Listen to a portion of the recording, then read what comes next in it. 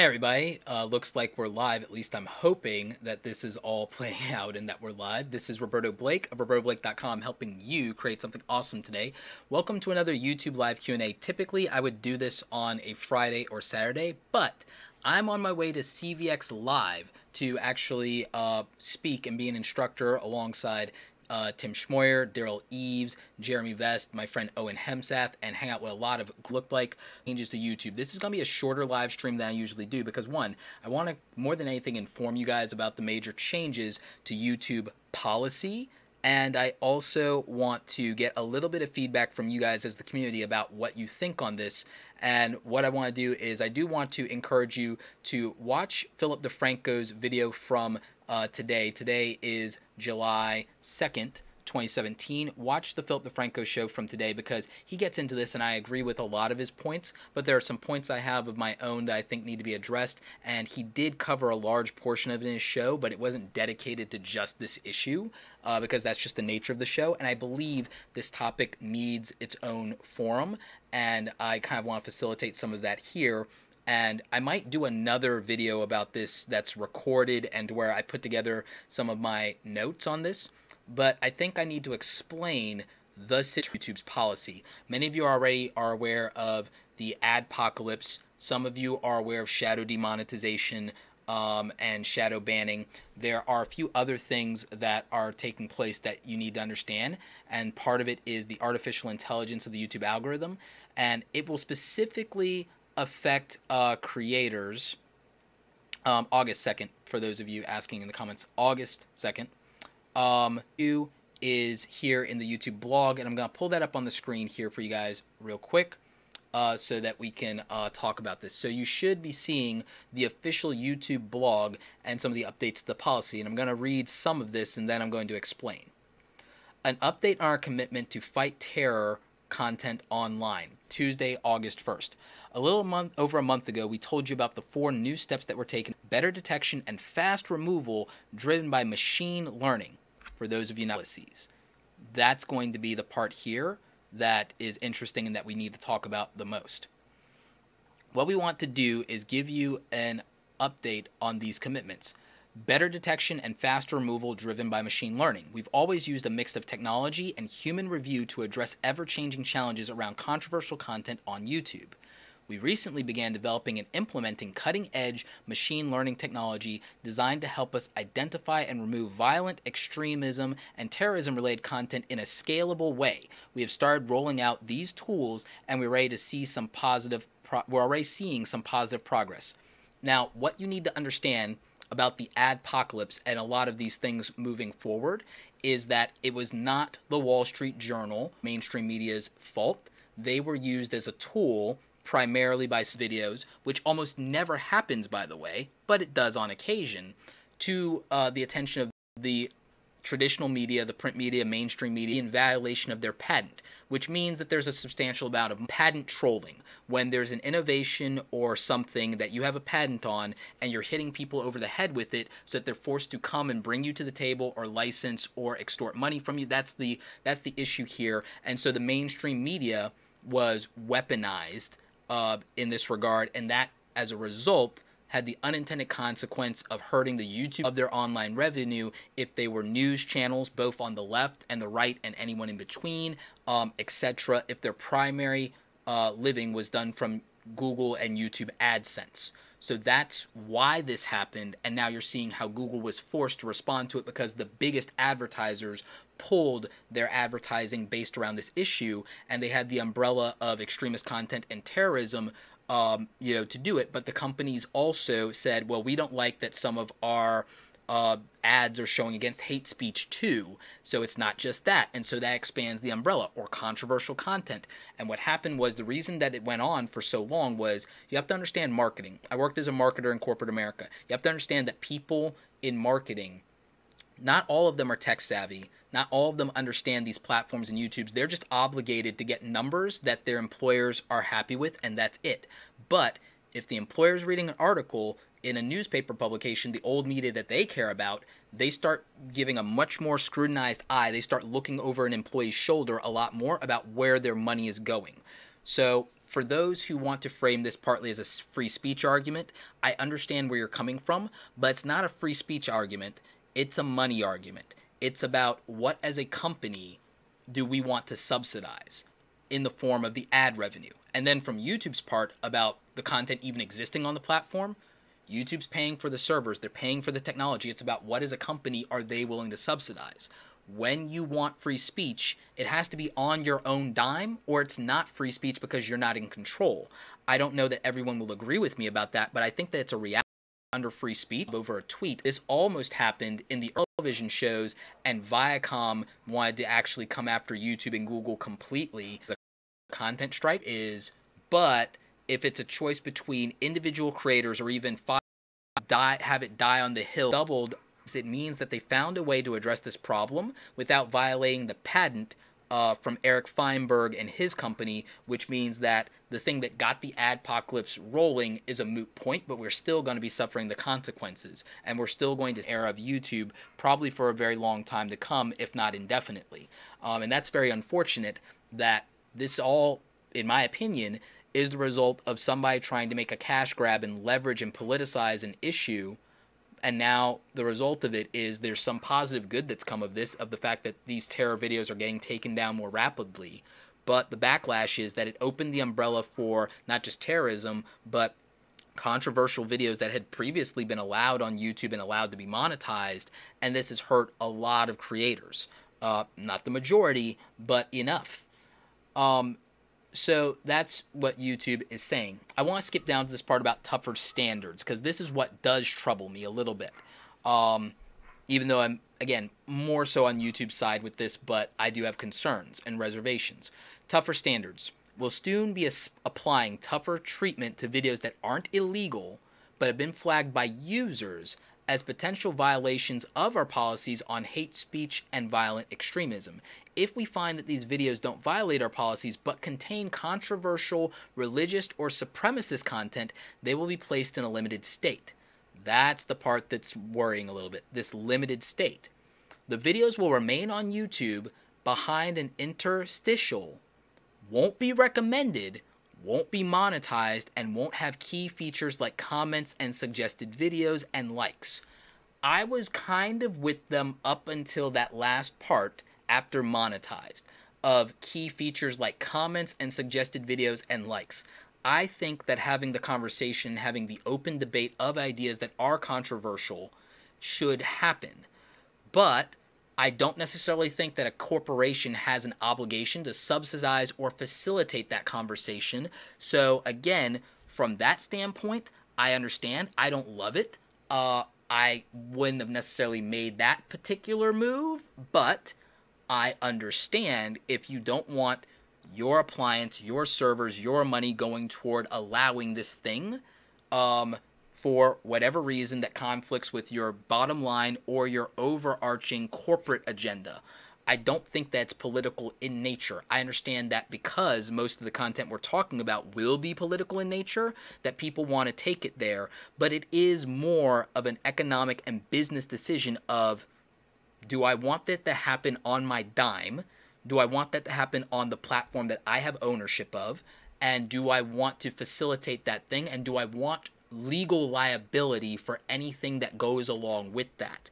Because every time something controversial gets put up on YouTube, there's the potential for a press cycle, there's a potential for lawsuits, and as a company, do you want the headaches? It's why people fire employees that are, troublesome in any way, even if they're not outrightly doing something that violates company policy.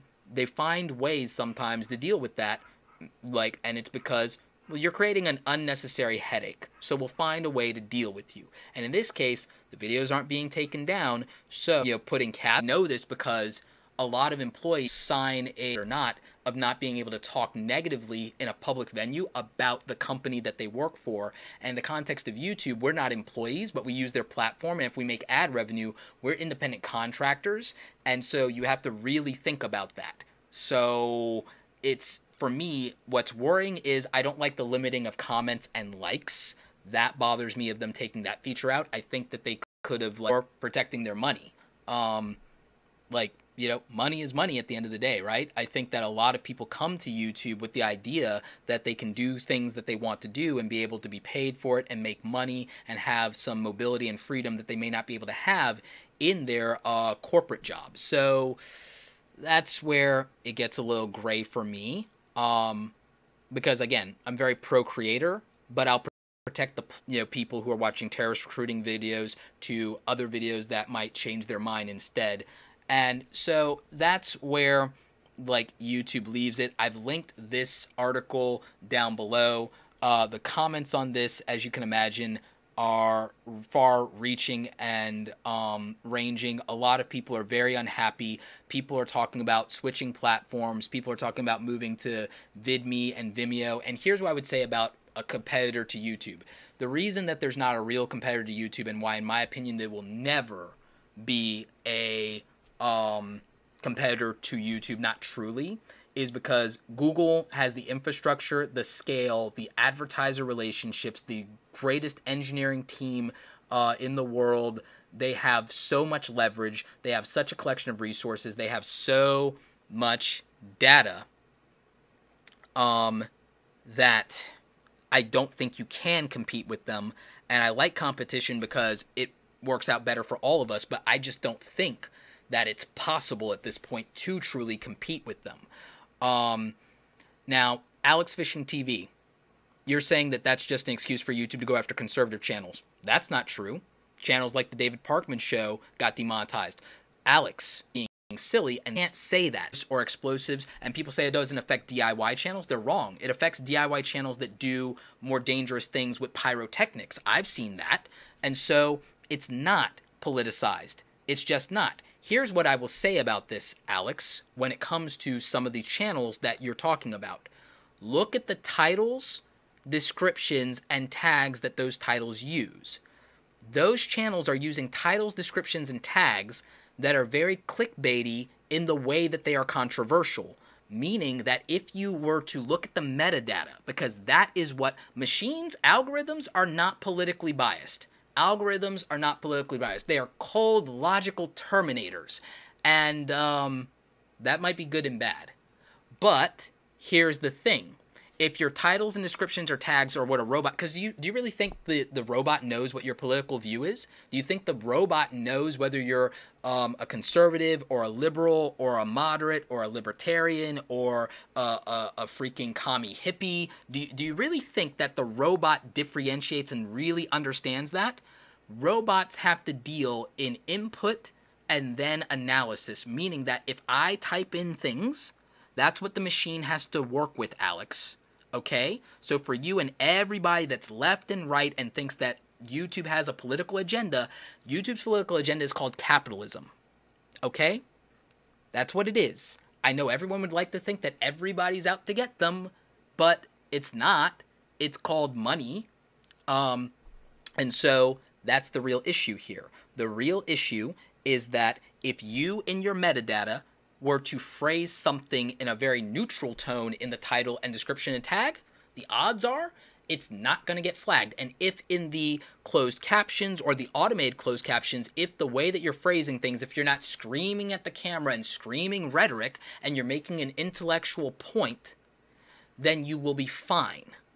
You will be fine. And the channels that have researched YouTube and have followed what we've said about the metadata mattering in terms of titles and descriptions and tags and using things like TubeBuddy instead of just doing clickbait titles and thumbnails. If people watch Tim Smoyer and Daryl Eves and Sonny Lenarduzzi and Sean Canal and Benji Travis and Amy Schmittauer and myself and Owen Hemsath and Jeremy Vest, and they look at the programmatic logic of YouTube and they balance that against what might be emotionally satisfying for an audience, you'll find that they will be okay, because that is how robots work. Robots categorize you based on the information that they have that's available.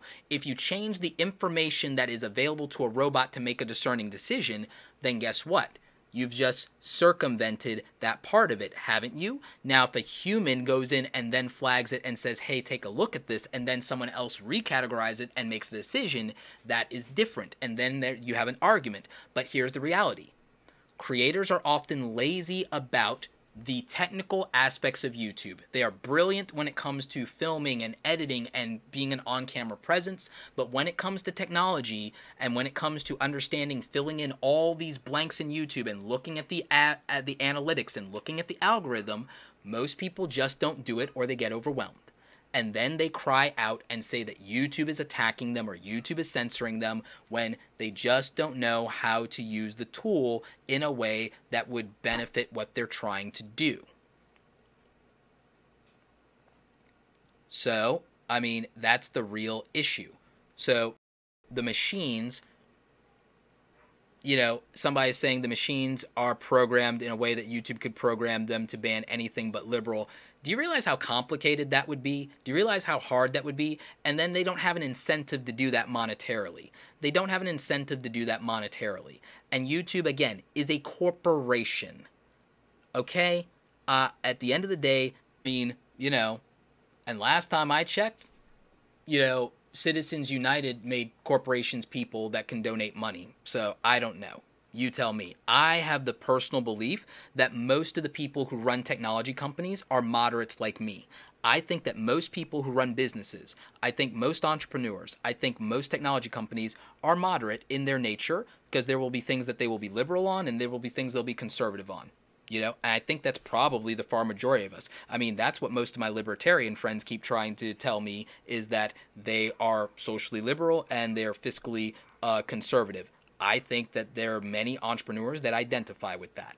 I believe many corporations identify with that, because I think that it's in their best interest. And at the end of the day, I believe that the majority of people do what's in their best interest and what aligns with their best interest. In the case of corporations, I think that they don't choose political agendas so much as they choose money. I think that that's always been true. And so that's where, you know, I stand on that. And there will be people who disagree. I just look at this and I see YouTube protecting its corporate interest and limiting its liability. I see it scaling machine learning. I don't think that they are anti-creator. Jacob Alex, thank you for the $5 super chat. Has YouTube thought of ways that users can use loopholes in the controversial change? Terms of service, because I think that if you deceive people into thinking that content's benign and then it's controversial in nature, that they can justify that and call it clickbaiting, or that it's deceptive in nature. It's what we used to have when you'd get rickrolled, where you'd go to watch a video and then to is happening with I think the main thing is, if you look at what's happening in terms that companies want to have to do these things, it's that when they have to deal with international law as a corporation, there's implied liability there for the user base. And I think that a lot of people take for granted the risk that corporations have when they build a social media platform. I think that's taken for granted by people who aren't necessarily business owners or technologists, that there's a lot on the line, and that there's a lot of crap you take for what your users do versus what you as a company do. So I think it's an interesting question. I think it's, you know, I think that's an issue.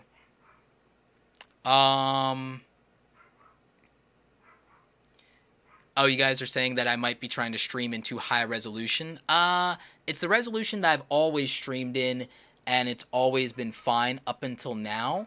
I don't know what's up with the lagging issue. You know, so I think that that is part of it. Is it buffering for other watchers? Let me see if I can adjust the output settings and scale down the bandwidth. All right, so we'll go with a rec. All right, so hopefully that addresses the bandwidth issue.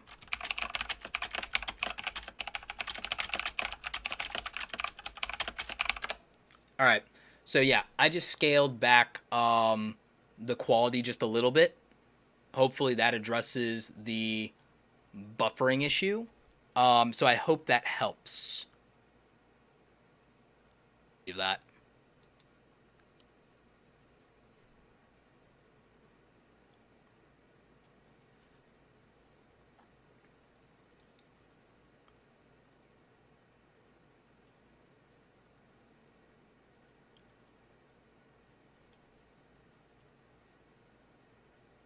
Hopefully it should be a little bit better now, because at least on Wirecast's end, it's showing green here for the health of the stream since I made the update. So I don't know what's going on YouTube's side, because I'm still seeing the stream health being red over here on YouTube's side. They've been having issues with the live streams a little bit more lately, but I'm showing green in Wirecast, and I know that we're only using 23% of my CPU, so I don't think the issue is on my end. Let's see. But yeah, let's take a few of your questions and comments here. Because again, I'm curious about what you guys think about what's going on with this, and whether you think YouTube is doing the right thing here. I think that they're trying to do the right thing. I really kind of want to, more than anything, I want to wait and see. Okay, the stream's health just went to green. Awesome. So adjusting the bandwidth made a difference. But yeah, I'd love to see what you guys think for a few questions here on whether or not, you think this affects anything. Kimberly Collins, hey Roberto, how will these changes affect what you do on your channel? They won't really, because I don't do anything that's wildly controversial. Since a lot of my stuff is focused around entrepreneurship and creativity, there are not really a lot of things that I have to worry about in this policy change. With them being stricter around controversial content, the creators that I'm worried about are people like Philip DeFranco, Roaming Millennial, Some Black Guy, Young Turks, people like that. Whether they're left or right, just talking about the news or they worry me. I'm concerned that, let's say, Lord forbid, there was another 9/11 and everyone was vlogging what happened. Those creators, is that you deal with it with the titles, descriptions, and tags you use, and it might mean that your titles, descriptions, and tags are not as sensational, they're not as clickbaity, but that they state something in the way that newspapers would have a couple of years ago, that's more clinical, if you will, or more academic, if you will, or something like that. I mean, I don't really have all the answers. I just think that there's a way to deal with it. And I've seen other creators who do political stuff deal with this without being demonetized. So, with YouTube changing the policy, and again, for those of you who are late to the stream, link to the article is down below, but they're using more machine learning. They're using the robots and the algorithm to flag more content. They're hiring experts to also deal with this. And mostly it's going after controversial content and hate speech and terror. But then there are a lot of people who are concerned about, well, what about free speech, and what is about controversial content, and what about the stuff that doesn't necessarily violate the policy that they're cracking down on. I just don't see it as censorship. I see it as business as usual. I see it as a company protecting their corporate interest and limiting their liability. And as a capitalist, I mean, that's what I do. Wouldn't necessarily go as far. There are parts of the policy changes, like putting those things into an essential, and then I don't agree with taking away the comments and likes from that. I agree with demonetizing it, but then where's the line, and who is, what's the list? I think maybe, but at the same time, you can't expose what the list of controversial words or topics is, because then you have people gaming the system. Just like there's a lot of people who are trying to now do a lawsuit to say YouTube should disclose and expose the algorithm to creators. I don't agree with that, and I don't believe in that. One, it's machine learning. The algorithm is going to change every month or every quarter as the machines learn new things and adjust based on the parameters they were given. The parameters that the YouTube algorithm is given is increase watch time, increase average viewer duration, increase revenue. If you're looking for, yes, YouTube is a black box, but if you look at what the corners of the black box are, everything makes sense. It's like, what gives more watch time will be promoted. What makes more money will be promoted. What gets a larger average viewer duration will be promoted. What accomplishes these goals for us will be promoted. So that's the reality of it, and that's what I see happening, and it makes sense to me. But I can see how there are some people who would be off put by that or won't like the platform anymore. And there's other platforms out there, but it's not as easy to monetize them. And it won't be. It just won't be, because how do you compete with Google? How do you compete with that infrastructure? How do you compete with the relationship? But now it's nice. That I don't think that's true, because one, I don't, and then two, it's a corporation. I think that people want to believe that because it fits a narrative that they have of a leftist agenda in tech and so on and so forth. And I think that that's a comforting belief for some people. I think it's much more nuanced than that. I think as an entrepreneur that whether you're left or right, the reality is that if you're posting on social media and my company draws fire for it and you're working for me, I probably can find a way to get rid of you. I've seen that happen in corporate America. There's a reason I'm not in corporate America, but as an entrepreneur building a business, if the social media of my employees, while representing my company, started to affect my business interest, those people probably won't be employed by me anymore. And I think that if any of you are business owners, you'll agree that it's not about whether you like someone's politics. You like whether or not they're making you money or hurting you or losing you money. Anything that Autobot is saying anything Google or YouTube doesn't like. If I own something and people are doing things I don't like and I'm the owner, they're probably gone. If I own a restaurant and you're doing things in my restaurant that violate my policies or that I don't like, I kick you out my restaurant. That's called what owning a business is, right? So I just think it's much more nuanced than people want to make it. I think it serves people's comfort levels and zones to believe that when something happens, it's the other side or it's a political agenda. I think it's simpler to just understand that money is money. Does anyone really disagree with that? That money is money, and that regardless of what your politics are, that if something's hurting your wallet, that's the thing that goes? Because, I would imagine that most people are own best interest, and if that thing goes away. I just think that that's the truth.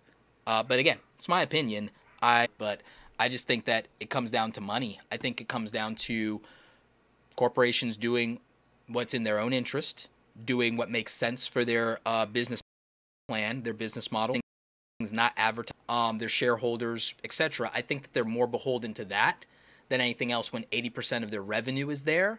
And I think that that's the real issue is, I do what the fits that, there will be new creators scale to 10 million. That's the answer, is if the big YouTubers that are getting hit banded together. It's no, a new crop of creators will come in and will see an opportunity and replace them and do fun, goofy stuff that, doesn't get hit by the algorithm.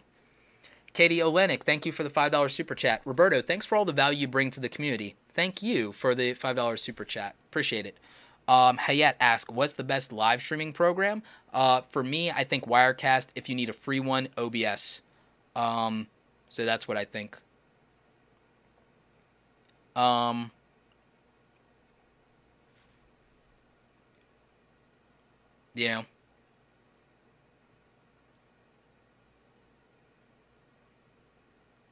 So, I think that that's what comes down to. Alex Fishing TV says, Young Turks uses profanity and talks about terrorists all the time, but they get promoted by YouTube. People like Crowder never say a bad word and talk about the same issues, but from the right get hit badly by YouTube. Look at the metadata, Alex. I keep saying it. It's the tags. It's the tags and the metadata, and that's the issue. So I think that that's what you need to pay a lot more attention to here, because you're just saying the same thing. The robot, do you really think that there's an employee at YouTube, Alex? And you can tell me if this is what you think. Alex Fishing TV. And you're a fishing channel, so I don't know why controversy affects you so deeply, because you're a fishing channel. At least that's my understanding. I think that if you take a look at it, you'll see that the metadata is the real big issue. And we've talked about the importance of metadata. And so when you look at that, that's the differentiator, because I don't think that there's an employee at YouTube, and you tell me if this is what you think. I don't think there's an employee at YouTube that's sitting there saying, here's a left channel, here's a right channel, here's a left channel, and sorting them to the sorting bin. I don't think that that happens, and I don't think there's a magical sorting hat like at Hogwarts. I don't think that that's it. I'm pretty sure that the robot is saying, you did these tags, you did these tags, you did these tags. And what I do know about the Young Turks is that they're not an individual creator. They're a network that owns, I think, 18 YouTube channels, which means that they have an aggregate of metadata and analytics data, and that if they're like me, and I'm sure someone that they've hired is like me, they look at the algorithm and they look at the performance metrics based on the 18 channels of data that they have to do spot checks against. And again, this was what my job was in corporate America, by the way, was doing this kind of stuff. Was that if somebody is doing those spot checks, then they actually know how the algorithm works, which means that they can counter things with the algorithm. And so that is what is coming into play. And I don't think that individual and smaller creators or people with smaller teams that may not be as savvy about how the YouTube algorithm works, you know, I think that they are hit with it, as you want to say, because of that, more than it is the actual content they make. The actual content you make doesn't have annual reporting going on, which would be the audience doing something and then YouTube responding. And that could be that you have trolls, in which case that's just a consequence of being on YouTube if you have trolls that are like messing with you. Or people who don't like you who are reporting you. You know, it doesn't affect you, but you're passionate about it. I respect that, Alex. I respect that it doesn't directly affect you, but you're still passionate about it.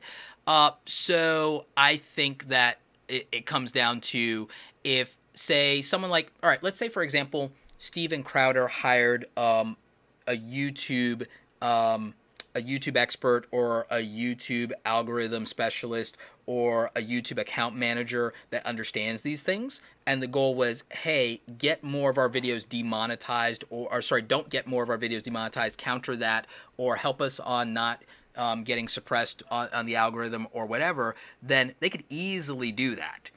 They could easily do that. Anybody who knows how the YouTube algorithm works could help a channel like that. It's a matter of, do you want to, can you blame people that, what I always look at that have not that. This is exactly the same thing that happened back when the lawsuit with, let me look it up.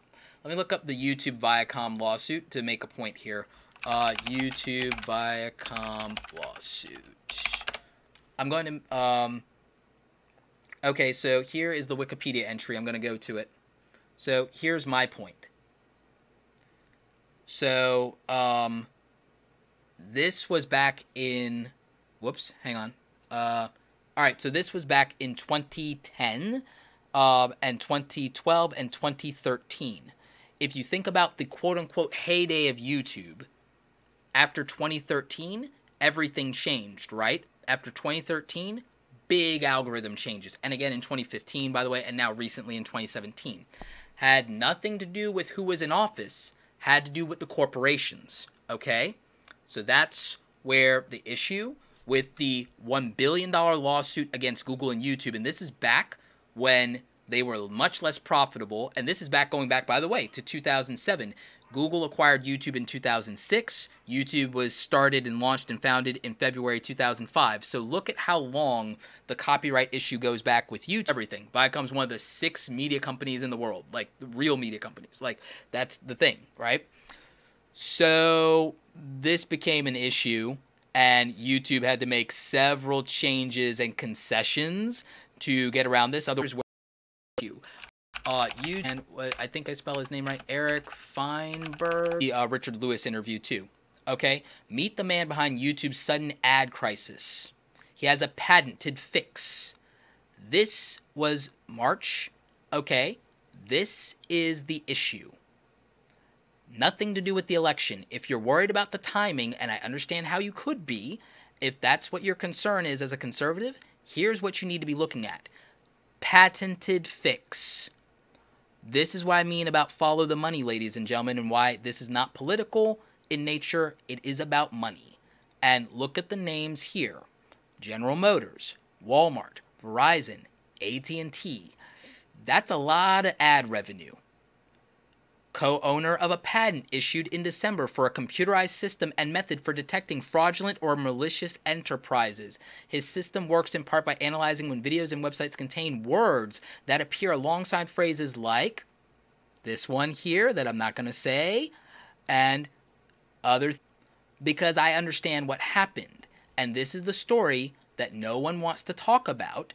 And this is what the deal is, and where the adpocalypse came from, and all of our current troubles and woes, just like when the copyright, which was our biggest issue, right? Remember, where's the fair use? Where's the fair use? Where's the fair use? That came from the Viacom versus YouTube lawsuit.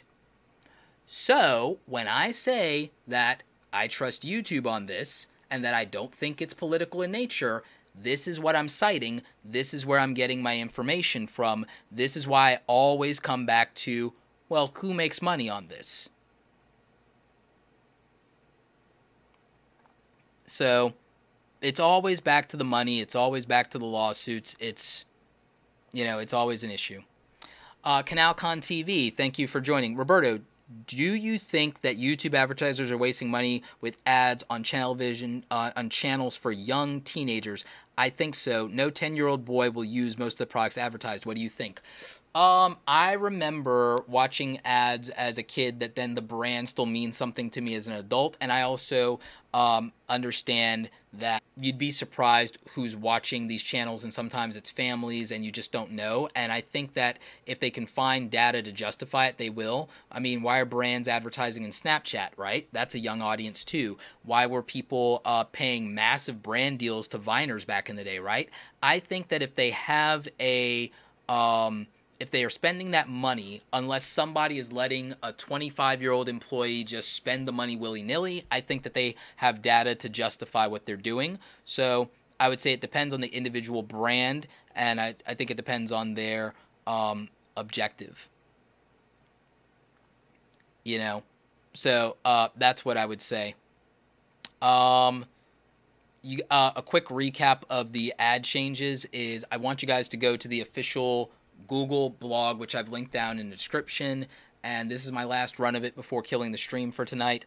And basically it comes down on channels that are doing controversial content that may not violate the terms of service but are controversial in nature, and they're going to have tougher standards.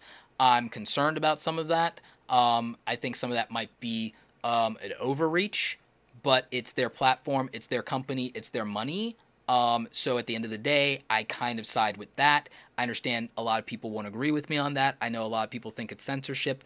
I just don't think that corporations are obligated to subsidize everybody's free speech if it violates the interest of their bottom line and profitability. As a business owner, I have to take that position. I have to take that position as a business owner. No way around it. And I'd be a hypocrite not to, just because I'm also a YouTube creator, and just because I have friends who make controversial content. And it's not just political people sometimes. Sometimes pranksters get hit by this too, and it's not even like really bad pranks or anything like that. It's just the nature of how some of these algorithms work and the words that are used in the metadata and all those things. But you saw it yourself when I brought up the whole Eric Feinberg thing and even what their patented solution does. It's about the word usage. It's about finding words that appear in the content that then are flagged and blacklisted and then put them into a certain category. And for advertisers, they don't want, that's not what they want to pay for. And this is an Ad Age article, so that this is Advertising Age. This is a publication that's specifically from the ad industry point of view. So they've been around. If you've worked in advertising like I have, they've been around forever, and you know that that's where the thought leaders and the people who spend the money that YouTubers make on the ads, this is the publication that they read, and this is where they live, and this is also the publication that they are contributors to. So, again, the skepticism around, this is really convenient that this happened in this political climate around this election, it's happenstance, because it's nothing new to the YouTube culture and ecosystem, because we got the copyright problems going back to 2007 through 2013 with copyright ID, and this goes back to the Viacom lawsuit, and it comes down to money. It always is going to come back down to the money on things like that, because here you have it. This is like back in 2007, a year after Google acquired YouTube. YouTube was founded in 2005. Google acquired them early 2006. Finalized that, and then by 2007, because people were uploading copyrighted material, the Viacom lawsuit comes in, and this became a safe harbor thing. The Digital Millennia Copyright Act got brought into question, and a lot of the copyright ID things that we have now, they're still a problem for YouTubers, are based on concessions that were made to kind of appease Viacom and the media companies. Well, used and weaponized YouTube, good for something, right? Telling us that YouTube is beating TV. So they're not always wrong, and they're not always anti-YouTube. Wall Street Journal told us YouTube is beating TV now, which is good for us who make money on YouTube, right? But, Eric Feinberg is the co-owner on a patent fix, and he speculated that Google can't get around their issues with ads playing on offensive videos without violating his patent. And, it's right here. That he doubts Google can succeed, not without violating my patent. There you have it, from the man himself. Feinberg, who hopes to sell his system for detecting malicious enterprises online to platforms such as YouTube. He wants to sell the solution. That I know it, like, timing-wise, might look suspect because, the election, but it was just it was an opportunity. It was, here's somebody trying to sell their technology to Google and YouTube, and the timing was right. And that's where it came from, and then that's where all the changes come in. And, that's what happens sometimes in the marketplace. So, down. Can't blame them. Can't blame them. Mike Paulus says, "Hey, Roberto, Sarah just uploaded. I'll be watching when you are done." Oh, awesome. I'm about to do Sarah D. Recommend them. Because that's what I'm doing after this while I finish packing. So,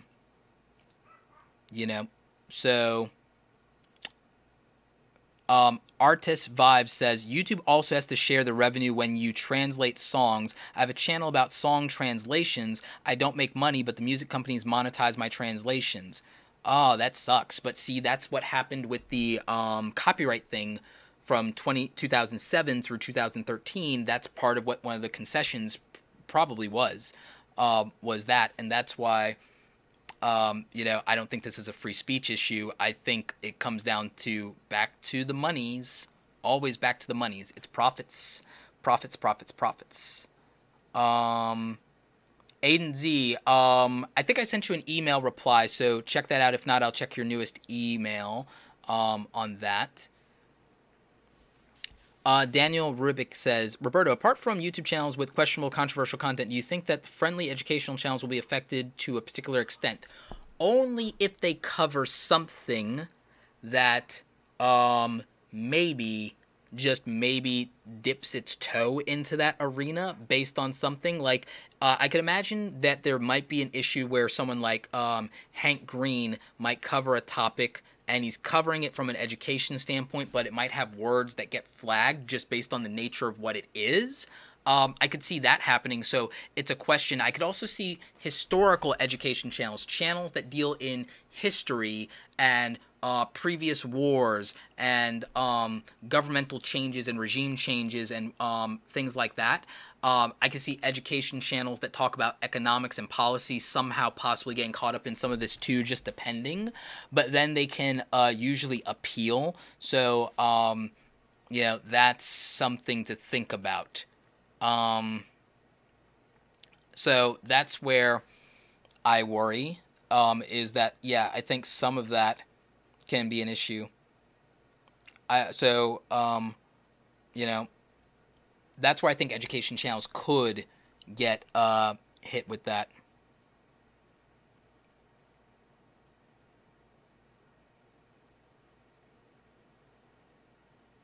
The Preach says, so he's brickwalling them into buying. He was trying to. I think he failed. Anyway, so, that's where it is. Guys, in the comments of the replay, let me know, where do you stand on this? Do you feel that this truly is YouTube having a political stance and trying to censor people, or do you feel that this is more of an issue of money and legal liability and the international policies that they're forced to contend with to keep the platform alive and profitable for the rest of us creators. Of course, you know that I feel it's the latter. I always look more to money than politics, except where they intersect. And I think that that's, you know, what I believe to be true, but I want to have the conversation in the comments. Do you guys really think that this is more of an issue of the censorship and free speech angle, or do you agree with me that it's more of a money issue and that some of the people being censored are just unintended casualties caught in the crossfire? And I'd also love to know what you guys think about the patent trolling issue, because I want to know if you guys are aware of that and how all that stuff works. So let's talk about it in the comments after this on the replay. The replay will be live for you guys who are watching live once YouTube's done processing it, which might take like an hour. Anyway, like this video if you like it. Don't forget to subscribe. Check out the other awesome stuff in the channel. As always, you guys, thanks so much for watching. And also, I'm going to flip to my outro, but I'm going to leave it up for a little while for those of you who are in the live stream who want to talk about this a little bit more. So thank you for that. Thank you everybody who donates to Super Chat. And for those of you who are going to be at CVX Live in YouTube, I cannot wait to see you guys at Roberto Blake. Really appreciate you. All right, you guys, take care. Go out there, create something awesome today. And hopefully YouTube doesn't demonetize or censor it. All right, take care.